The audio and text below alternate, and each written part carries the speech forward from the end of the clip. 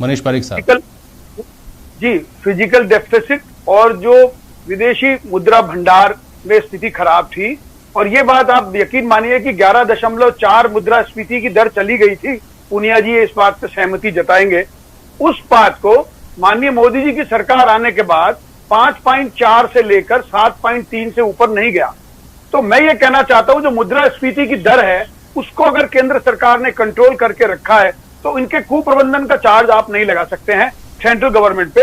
और फिजिकल जो डेफिसिट है वो तो ग्रेजुअल होना ही है, कोरोना काल है, अतिरिक्त खर्चे जुड़े हैं, फ्री में राशन दिया है, 100 करोड़ का अगर आप एक काम करिए मनीष पारिक साहब, एक काम करिए, आप लोगों को एक सलाह देता हूं मैं।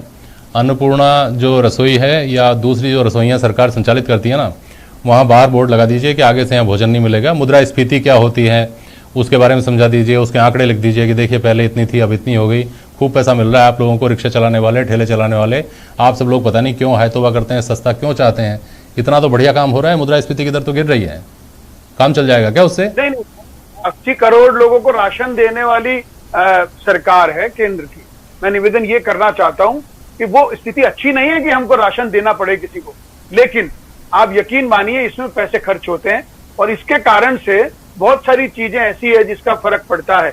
अभी अभी दाल पर आई थी बात, तो इंपोर्ट का बैन था, हटा दिया तो 100 रुपए से 80 रुपए आ गई। वो तो पहले बताते थे कांग्रेस वाले कि 125 रुपए किलो दाल हो गई है, अभी वो अब जब 75 आ गई है तो 25 रुपए का 1 किलो पर फर्क का मतलब समझिए कि तुरंत राहत की कोशिश हुई और सरकार की नीति का फायदा हुआ। हाँ, इसका विस्तार होना चाहिए।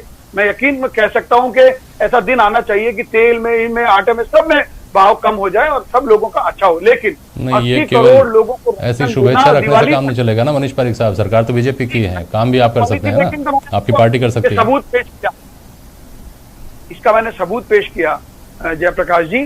पूनिया जी भी इस पर प्रकाश डालेंगे कि मुद्रास्फीति की दर को कितने खूबसूरती से कंट्रोल किया हुआ है। और जब मनमोहन सिंह जी की सरकार थी उस समय कोरोना भी नहीं था, उस समय कोई बात नहीं थी और 11.4% पे गए थे हम। अब इस बात की तो बड़ाई हो या नहीं हो, लेकिन ये मानना तो चाहिएगा कि 125 करोड़ को वैक्सीनेशन 200 रुपए के हिसाब से भी जोड़ेंगे तो अमाउंट कितना होता है। इस बात की बड़ाई का तो वैसा